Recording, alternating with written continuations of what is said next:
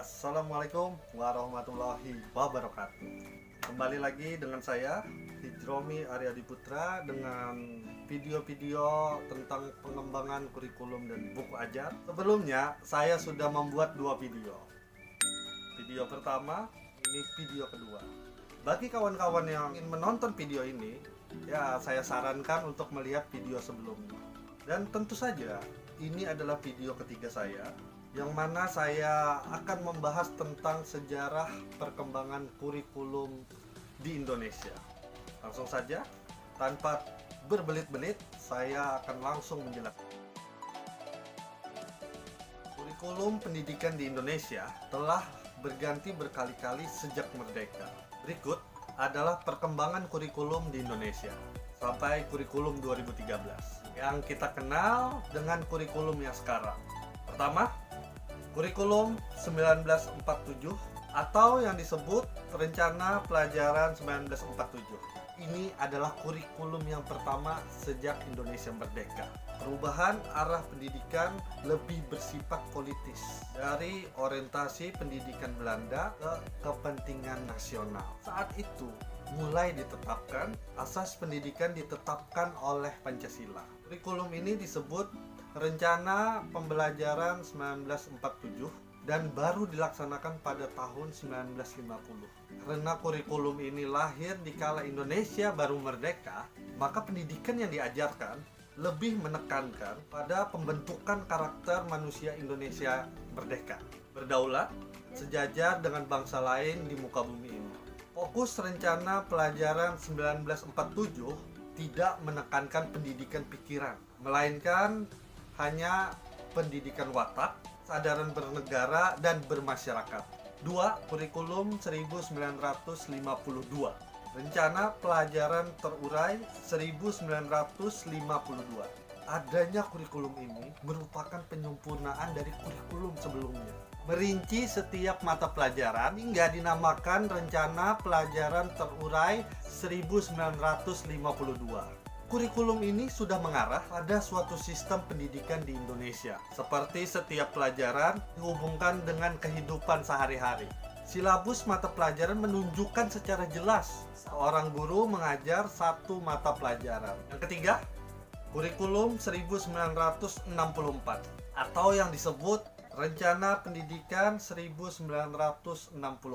Pemerintah kembali menyempurnakan sistem kurikulum pada tahun 1964.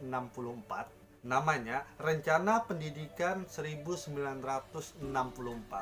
Kurikulum ini bercirikan bahwa pemerintah mempunyai keinginan agar rakyat mendapat pengetahuan akademik untuk pembekalan pada jenjang SD. Sehingga pembelajaran dipusatkan pada program Pancawardana, yaitu pengembangan moral, kecerdasan, emosional dan artistik, keterampilan, dan jasmani. Yang keempat, kurikulum 1968. Kurikulum pertama sejak jatuhnya Soekarno dan digantikan oleh Soeharto. Bersifat politis dan menggantikan Rencana Pembelajaran 1964 yang dicitrakan sebagai produk Orde Lama.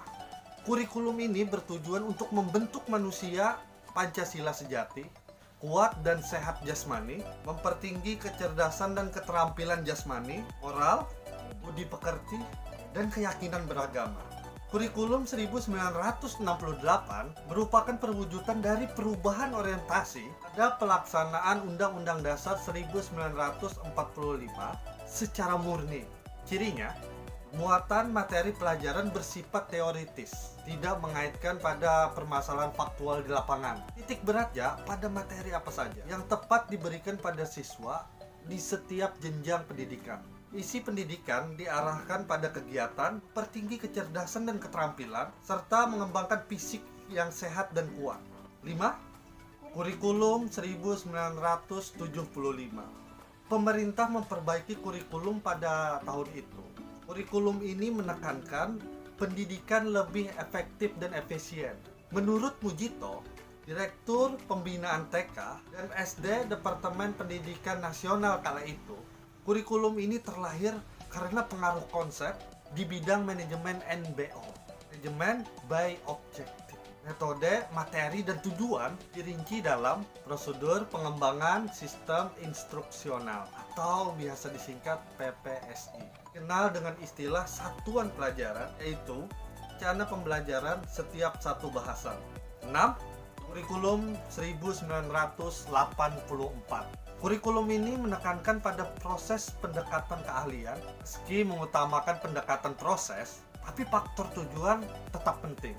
Kurikulum ini juga sering disebut kurikulum 1975 disempurnakan. Posisi siswa ditempatkan sebagai subjek belajar, dari mengamati sesuatu, mengelompokkan, mendiskusikan, hingga melaporkan. Model ini disebut sebagai cara belajar siswa aktif. 7. Kurikulum 1994 dan suplemen kurikulum 1999. Pada tahun 1994, pemerintah memperbaharui kurikulum sebagai upaya memadukan kurikulum-kurikulum sebelumnya, terutama kurikulum 1975 dan kurikulum 1984. Namun perpaduan pada tujuan dan proses belum berhasil, hingga banyak kritik yang berdatangan disebabkan oleh beban belajar siswa dinilai terlalu berat, dari muatan nasional sampai muatan lokal. Misalnya bahasa daerah, kesenian, keterampilan daerah, dan lain-lain. 8. Kurikulum 2004 atau KBK, kurikulum berbasis kompetensi.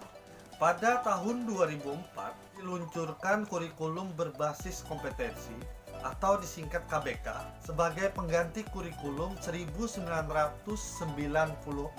Suatu program pendidikan yang berbasis kompetensi harus mengandung 3 unsur pokok, yaitu pemilihan kompetensi yang sesuai, spesifikasi indikator-indikator evaluasi untuk menentukan keberhasilan pencapaian kompetensi, dan pengembangan pembelajaran.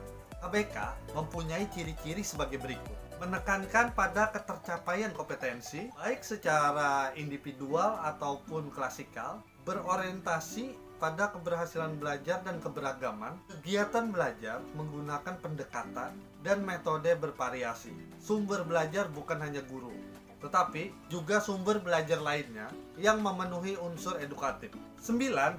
Kurikulum 2006 KTSP atau kurikulum tingkat satuan pendidikan. Kurikulum ini hampir sama dengan kurikulum 2004. Perbedaan menonjol hanya terletak pada kewenangan dalam penyusunannya, yaitu mengacu pada jiwa dari desentralisasi sistem pendidikan Indonesia. Pada kurikulum 2006, pemerintah pusat menetapkan standar kompetensi dan kompetensi dasar. Guru dituntut untuk mampu mengembangkan sendiri silabus dan penilaian sesuai kondisi sekolah dan daerahnya. Hasil pengembangan dari semua mata pelajaran dihimpun menjadi sebuah perangkat dinamakan kurikulum tingkat satuan pendidikan atau biasa kita sebut KTSP. 10. Kurikulum 2013.